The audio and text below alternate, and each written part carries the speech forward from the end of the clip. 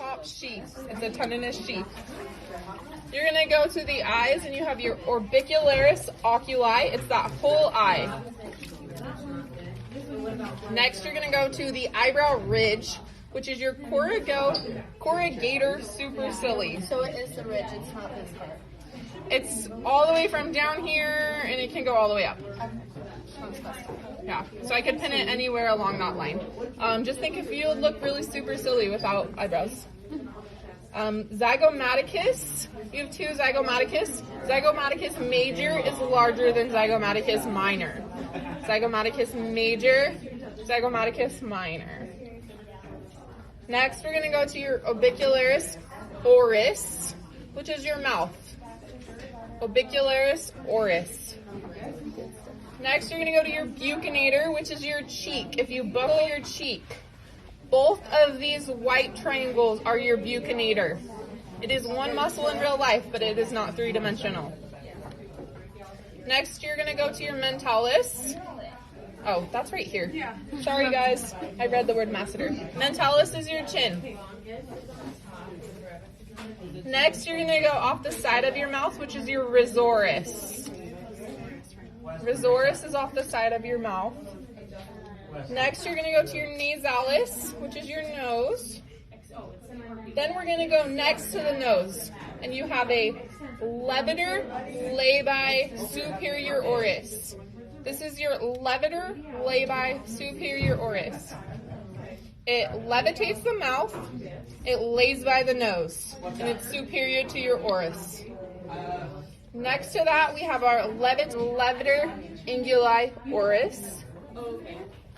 Next, we're going to go down here to depress the mouth. You have a depressor labii inferior oris and a depressor anguli oris. The depressor labii lays by the chin, and the depressor anguli oris is a triangle.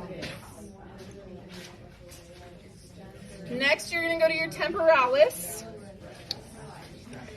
which is on your temporal bone, and then your masseter, which is massive. We're going to go to the neck, and you have a sternocleidomastoid, which is from the sternum, the clavicle, and the mastoid process. On this side, it's the sternum, clavicle, and mastoid process. Sorry, your book might get wet. Have your deltoid. Deltoid is the top of the shoulder. Under that, you have your pectoralis major. To lift up and see the pectoralis minor, you have to reflect it, and it's this little chicken foot.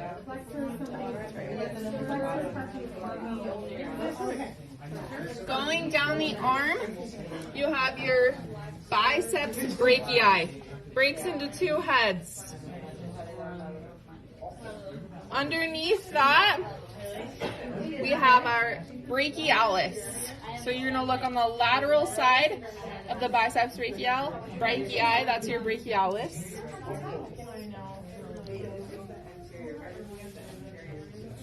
Next to that, we have our brachioradialis. So biceps brachii, brachialis, brachioradialis. Our coracobrachialis, we need to reflect the biceps brachii, and it is in the armpit. We have to spell that. Yes. Coracobrachialis. It is right next to the bone. I call it your cocoa muscle. It sounds like this. Coracobrachialis. Okay, we are going to go to the arm. We're going to start with the lateral side. Next to your brachioradialis, you're going to find your extensor carpi radialis longus. Right in the crevice of that, you are going to have the extensor carpi radialis brevis. I'm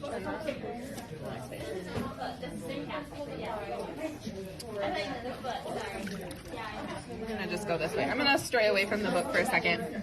So we've got our two extensor carpi radialises. We've got our brachioradialis. Go back to the pectoralis major. Reflect the pectoralis major and you get the pectoralis minor. You're going to come down here to your rectus abdominis. In the middle of your rectus abdominis, you have your linea alba. You have 2 sets of obliques. Your external obliques are these outside ones. If it is sutured, you can only see external obliques. If it is not sutured, your external obliques detach. Your internal obliques are interior too. Internal. They can only be seen if the suture is cut. Then you have transverse abdominis. So a fun way to remember this is if you go back to your basic anatomy of reproductive system. External, men have external parts. Internal, that's your transverse abdominis.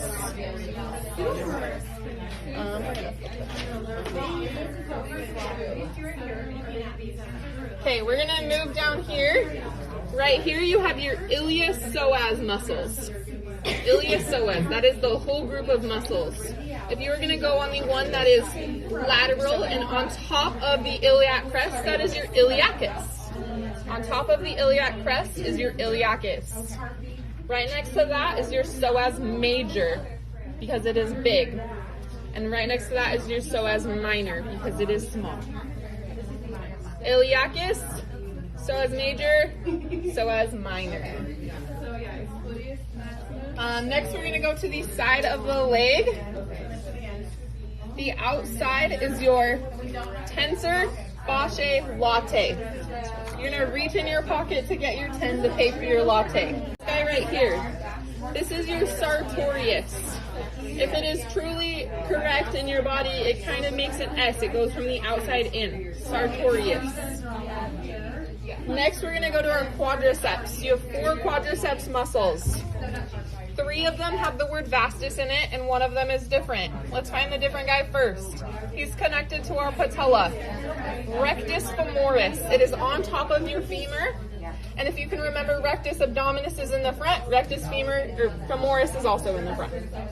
If we reflect him, we can see all 3 of our vastus muscles. We are looking underneath the one that is attached to the patella. You have vastus medialis because it's medial, vastus lateralis because it is lateral, and vastus intermedius because it is in the middle. Next, we're going to go to these muscles right here. You're going to start with this one that's most lateral, and that is your pectineus. Next to your pectineus is your first adductor muscle. You have adductor longus, and then right under him in this crevice is your adductor brevis.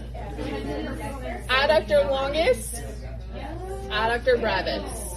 This big chunky one underneath those 2 is your adductor magnus. So pectineus, adductor longus, adductor brevis, and adductor magnus. We're going to go on the very inside now and find this one right here. When you touch your inner thigh, you're going to say gracius. It's your gracilis.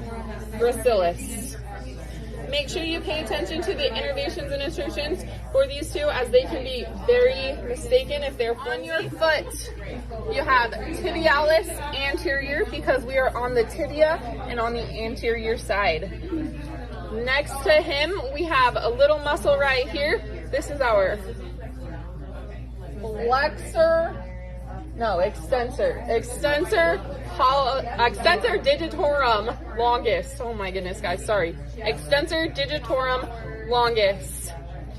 On this side of the foot, it is attached. You do not need to know this attached muscle. You need to come underneath here and find your extensor holocus longus. These 2 switch in the foot, so if it's on the same size as your great toe, it's your digits, and if it's on the same size as your digits, it's your holocus. On this side, it is not attached, so it's a little easier to see. You have your tibialis anterior, you have your extensor digitorum longus, and then your extensor holocus.